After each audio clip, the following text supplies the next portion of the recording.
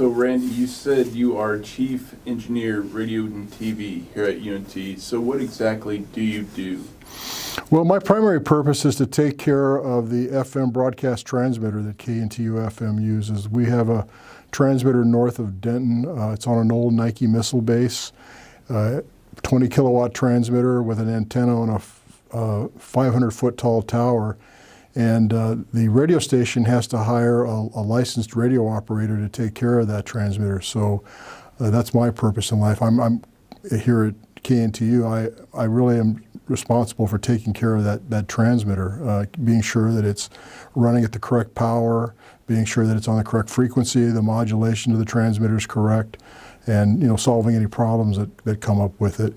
Now, in addition to that, we have a studio facility here. We have an air studio, we have a news studio, we have 2 production studios, and all those studios have consoles. They have we have servers associated with them, computer workstations, and so I take care of all that hardware as well. So the main task is to take care of the transmitter, but I also take care of all the studio equipment.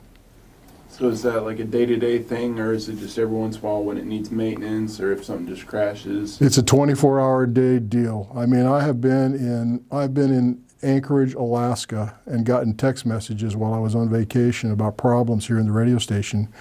And fortunately, a lot of the systems here that we have, the servers, the workstations, can all be accessed remotely over the internet. So I'm able to just remote into a system and look at it and see what's going on and make changes if I needed to be. I mean, my job mostly is 8 hours a day, 5 days a week, Monday through Friday.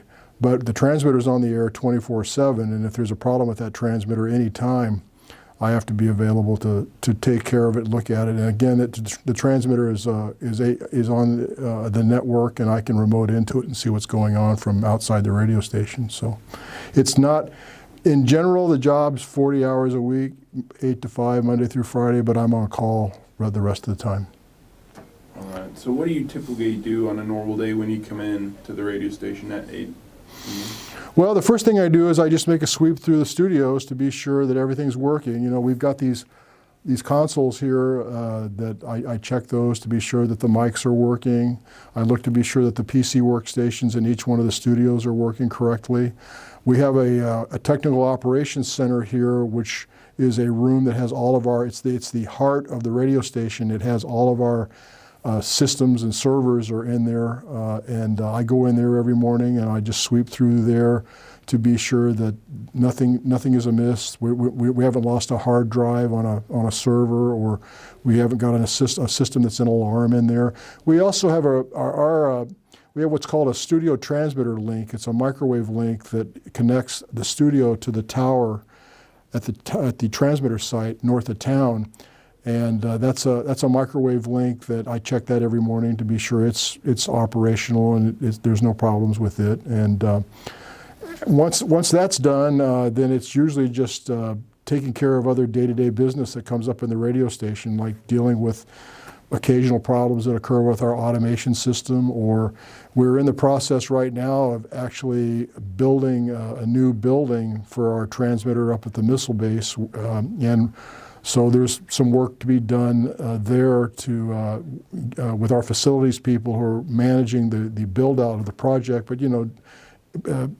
developing requirements and specifications and drawings with our facilities people to be sure that the building that we're getting is what we actually are asking for. So there's some other projects going on in addition to just day-to-day fixing things that break. Okay. So what is one thing you like most about working here at UNT on the radio station? Well, the thing I like the most about it is that it's like a 6-mile, 10-mile commute from my house. The last job I had, I worked for a Spanish language broadcaster here in Dallas, and I was responsible for taking care of transmitter sites that were AM and FM transmitter sites. I had 6 of them in the Dallas area. I live in Denton.